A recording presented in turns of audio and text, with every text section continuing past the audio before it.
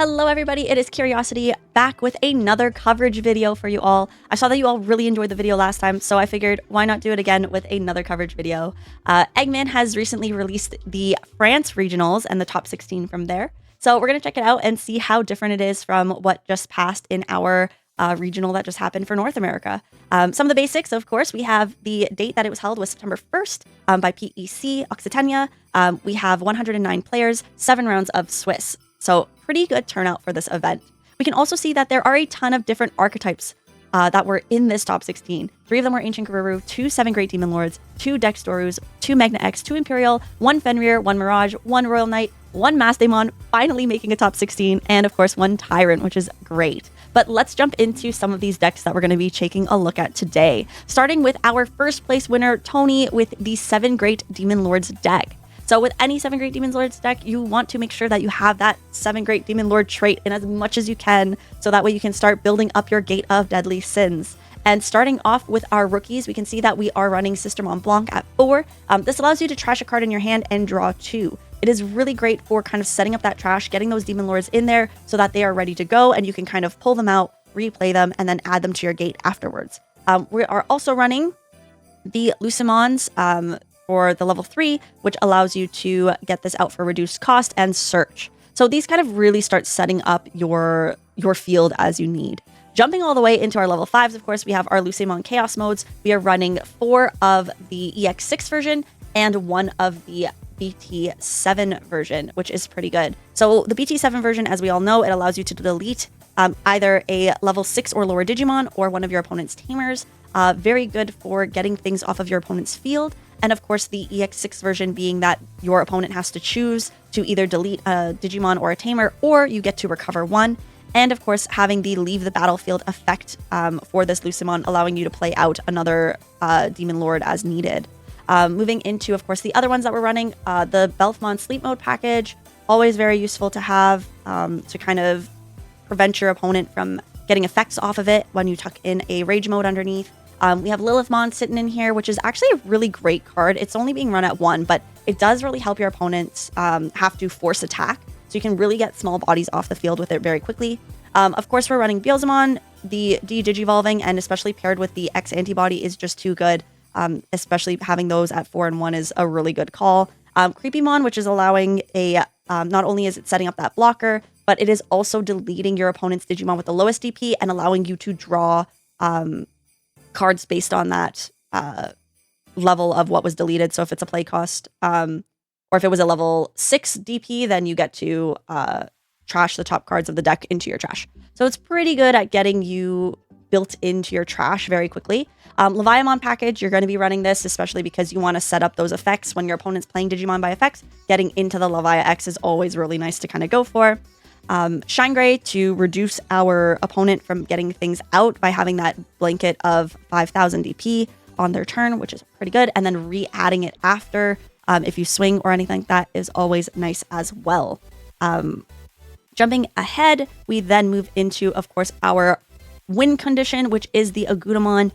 For 7 Great Demon Lords, this is what you need to cause a whole bunch of chaos. Because once you have a bunch of different names in your Gate of Deadly Sins, you are going to be bringing out this Agudamon and basically trashing like all of your opponent's security stack. I think it's the top 7 cards, which is pretty wild to see that kind of exist there. So getting all of these 7 Great Demon Lords into your gate as fast as you can is definitely the way to go. And not only with that, even though our Digimon are also 7 Great Demon Lords, a lot of our option cards that we are running are also our 7 Great Demon Lords. Running a Calling from Darkness, especially if you're running a purple deck like this, you're often not really going to have stuff on your field. So grabbing that Calling from Darkness for a cost of 1 and bringing back 2 cards to your hand is so useful. Miss Memory Boost is great for filling up your trash and getting a draw off of it, and then gaining that memory after for its delay effect. And then, of course, you have your 7 Great Demon Lord trait ones, including Rise of the 7, 7th Full Cluster. We've also got 7th Lightning in here. Rival's Barrage is also great, even though it does not have a trait on it. It is just a really great card for working with deleting your opponent's Digimon with the highest level, and then getting a purple Digimon or Tamer back for yourself. You'll be using this more so for the Digimon, especially considering that Tony is actually only running Digimon Emperor. So it is very, very useful, and Biting Crush, of course, is for Leviamon, but also very useful for getting those sets up really nice. So there are a lot of great combos that you can do with this, especially with really kind of preventing your opponent from having things on the field, with being able to delete both large bodies and small bodies, or even forcing bodies to attack, which gives you ample time to get into Agudamon very quickly. So congratulations to Tony in first place there, which is super awesome. And then moving into our second place, I'm not going to go into too much detail for it, but what's pretty interesting is as a tech choice, they actually ran a Mastemon to trash the securities. So I thought that was pretty cool to kind of touch base on that Maxime ended up running in second place. Jumping into third place, we are running the purple-based Dexdoru deck. When it is a purple base, you are running the Luga engine, which is super cute with all the dogs. And surprisingly, this deck does really well with that engine. I know that it's kind of like almost ironic in a way that the Luga engine runs really smoothly with a Dexdoru deck, and it kind of somewhat runs very smoothly with the Fenrir deck. So it's interesting to see that a lot of people are maximizing that purple base for this type of deck. We have gone over this in a previous stream, so it is pretty cool to see how now we're looking at the purple version of it rather than the black version that Ben was running for the North America one. So congrats to Miguel for getting third place there. We can also see that in fourth place was another Dexdoro. They ran a pretty similar deck. So we're going to jump ahead over to fifth place, taking a look at our Magnamon X deck here.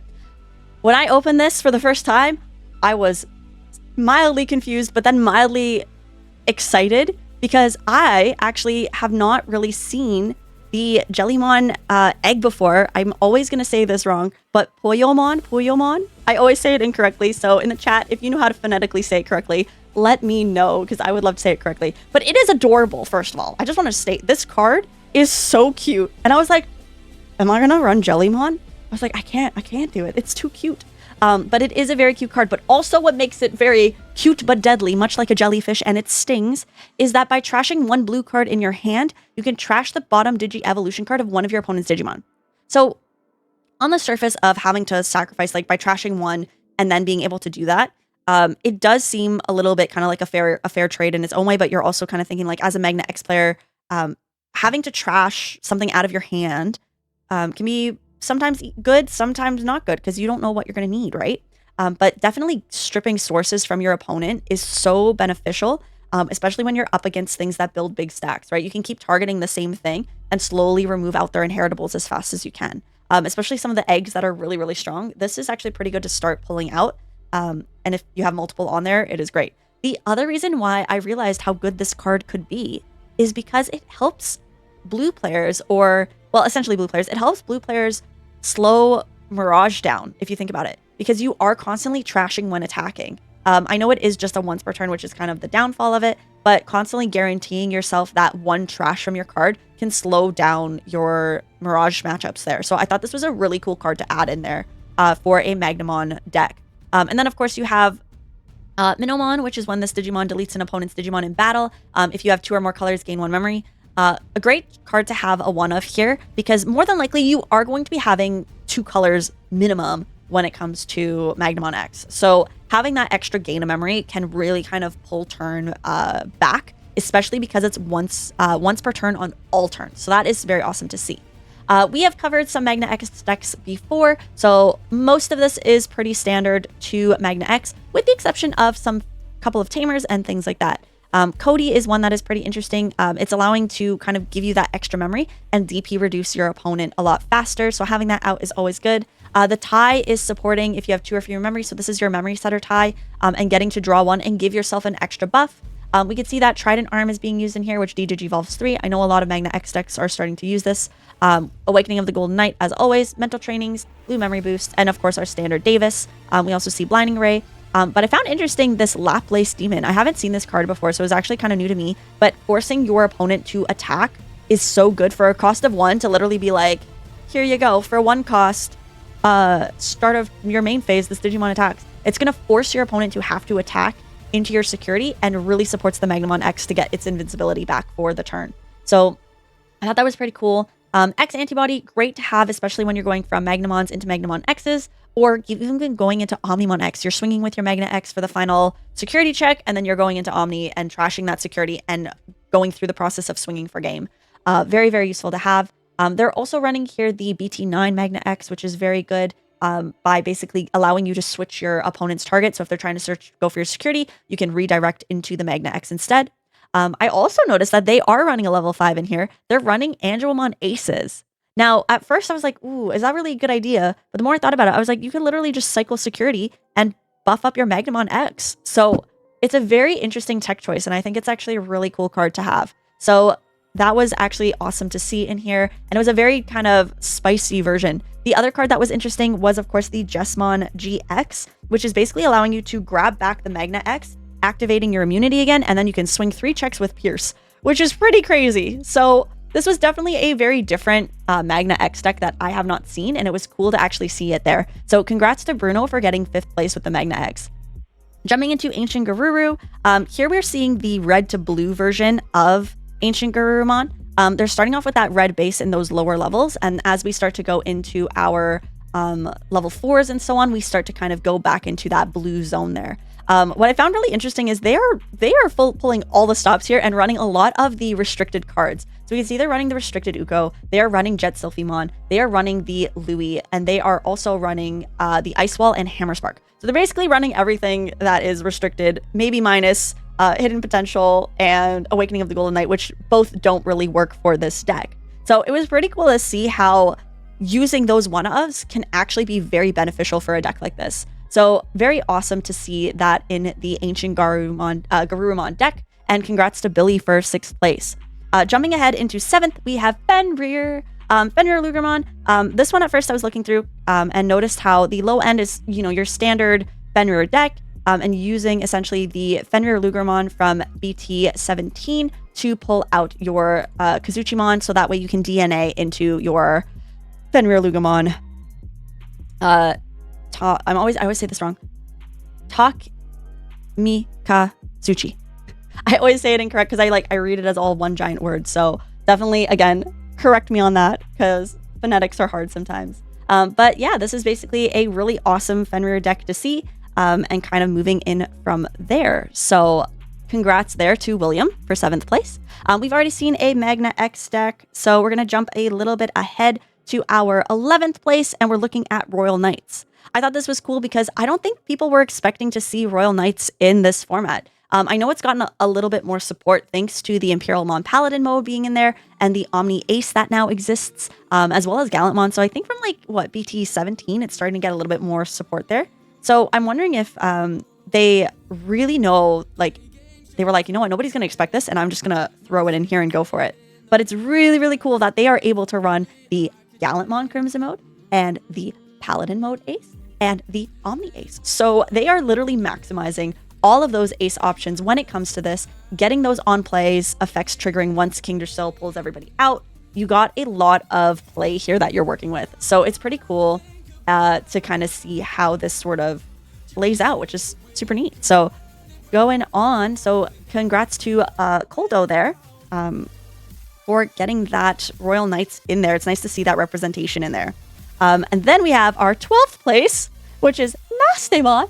I am so happy to see a Mastemon in place now, finally showing up in a regional. Okay, I think the last time Maste topped was one of the Ultimate Cups, if I remember correctly, but it hasn't really ever topped a regional from what I can recall off the top of my head. So it's finally nice to see that it's showing up, and I'm so excited. But it is your kind of typical, with any Mastemon deck, the question is, are we running yellow base or are we running purple base? So I have been running a yellow-based Mastemon deck for a bit now, so I think I have to give you guys an updated video on that. But I am really liking this purple base and how it's laid out. I think that it is a pretty simple, there's no complicated tech cards in here. It just kind of is here's Mastemon, have fun kind of thing.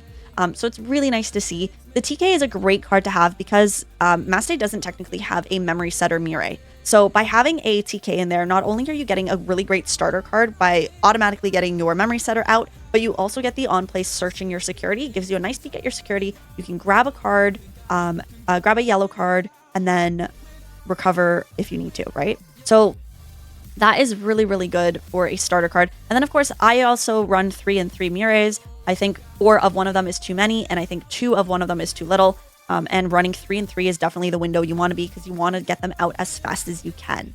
Going into the little babies now. I know I kind of did tamers first, but Nearomon is usually the go-to purple base. This just partly has to do with because of the BT16 Salamon being able to go off of Nearomon for 0. A lot of people use this option over the Demi-Meras, for example, because you get to choose if you want to Digivolve for 1 or if you want to Digivolve for 0. So when running a purple base, there have been times where I get my hand and it is a Salamon in my starting hand, and I don't want to Digivolve for free. I just want to get my opponent to just get to 1. So if I have 0 memory left and I go Digivolve for 1 and pass turn, leave them at 1, they are really, really stuck in a tight memory set. So it's pretty cool to have that option to go off of 0 or off of 1. Nearomon, of course, is when attacking, draw 1, trash 1. This is really building up your trash and allowing you to grab what you need very quickly. The Salamon start of main, if you have a purple Digimon or Tamer, gain a memory. Very, very useful card, but also for its inheritable, which is giving that negative 2000. So very, very good. And the Salamon affects your security Digimon, which gives them, or affects your opponent's security Digimon, which give them negative 3000. Gatomons is pretty standard here. A lot of people kind of, I've seen rotate between the BT16 Gatomon, which is for the Hawkmon, which allows you to trash and bring back a level 6 or lower Digimon back to your hand. Or the Barrier Gato. I think the Barrier Gato is great for this deck because you are doing a lot of filter from security into your field and pulling out that way. So the Barrier Gato is really good because it does trigger itself for the memory gain, which is great. So I actually really like the Barrier Gato in the Gato lineup for our level 4s. And of course, we know our EX6 allowing us to search for Angel, Fallen Angels, Archangels, and Mires. And our standard must be at 4 forever, the Gatomon that allows us on-play search. This is such a great card, especially paired with the new Mire. You can suspend, get your memory back, get a card, then Digivolve. If you Digivolve into an Angel, Archangel, or Fallen Angel, then you trigger the other Mire. And it is a really great and quick cycle to get you up to your Mastes very, very quick. Angelmon Aces, a lot of people kind of talk between running 1 to 3. So seeing that there are 2 in here is a definitely good ratio to work with. Some people find 2 is too many. Some people find 2 is too little. So it's nice to see that the Aces at 2 really kind of maximizing your Gatomon plays as you need, or even just hard playing it for 4, right? And getting that security cycle going. Especially if you end up trashing the Barrier Gato, so useful, gain a memory, and good to continue on. The Lady Devies here, we're running the, of course, BT11 Lady Devies, which are at 3, and the Scapegoat ones, which are at 3. The Scapegoat Lady Devies from EX6 are great because they do pop a level 4 Digimon on your opponent's field if you have the Mire out. Or sometimes you can actually use this Lady Devi to pitch out your Mire and then play out the other Lady Devi, maybe through Mastemon's effects. If you don't have a Mire out somehow, you could play out one of the Mires if you don't have any on the field using this from the trash. So it's pretty cool to see how you can kind of start to like tech things out with this, which is awesome. It looks like they're running 6 and 6 plus 2 extra Angelmon Aces. So having the Alliance, a lot of people are saying that the Alliance is a very powerful card. It is great when you're in the Inheritance, for sure. Having that Alliance and really being able to kind of prevent, for example, Magna X won't block if you're swinging for 22,000 and it's only at 19 still. It really slows your opponent from having to just be like, okay, I'm just going to block and then you're fine. Having that Alliance allows you to really kind of trigger off of other things too and getting more bodies to swing. So it's pretty good. And then, of course, being able to check your security as you need. Always great. Always good to cycle security. We can see here for their Mastemons, they are running a 3 and 3 ratio. A lot of people are running the 3 and 3 ratio because they feel like it is a great balance between the two and being able to kind of flex between baiting the ace versus just DNAing and cycling out what cards you need from your security into your field. So super, super great. The Diminimons are often slept on sometimes, but they are a great card, allowing you to kind of get a level 5 Angel or Archangel Digimon, 5 or lower, I should say. But getting that out, you can literally get out the Angelmon Ace, you can get out the Angelmons, get them out, give -2 to something, and then give it -7,000 for the turn on top of that, which is really, really great. And then, of course, it has kind of its own little, not quite a barrier, but kind of if it were to leave the battle area by an effect, you can trash a security to prevent the angel from leaving. So it's any of your angels, not just a Minimon specific. So it's nice to have that kind of blanket option to protect your Mastemon or your Angelmons, especially, and your Diminimon, of course, itself.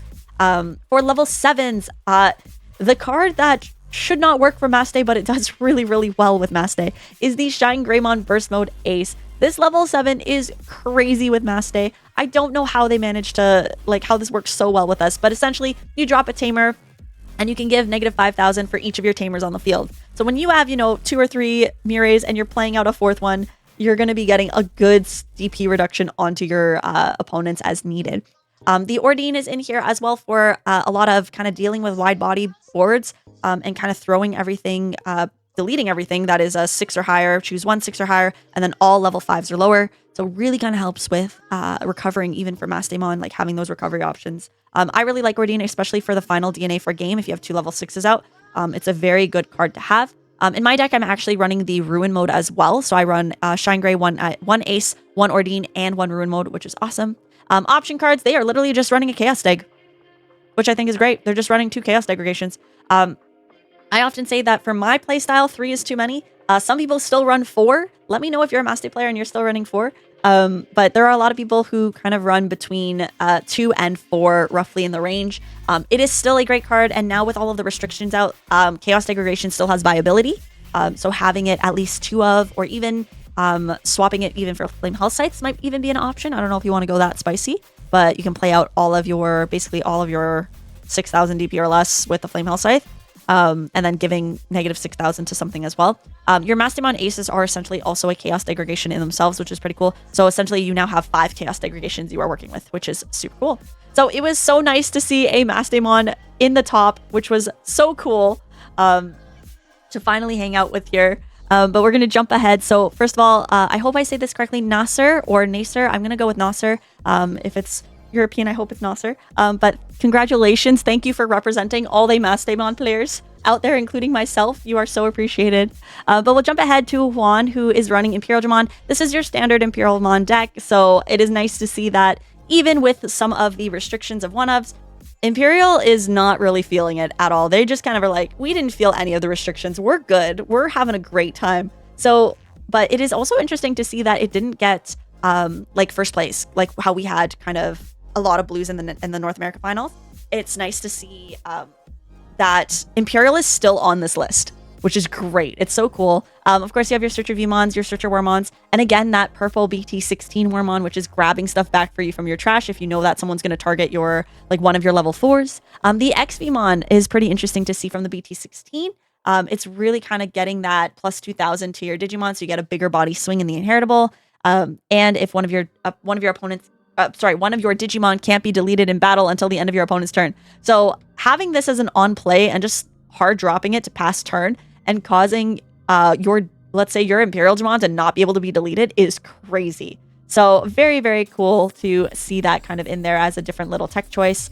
Hidden Potential, great card to have in here because you are often digivolving from a green into a green. So if you're in a pinch and let's say you might not have your Imperialdramon, you can definitely just go into it for free there and then go into what you need as well. So very, very cool.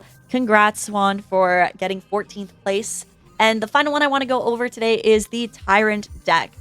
This is, of course, your like TyrantKabuterimon deck. It is running the Lotmon, which is cool. So you do have a little bit of an alliance base going on in this deck, which was very different for me to see.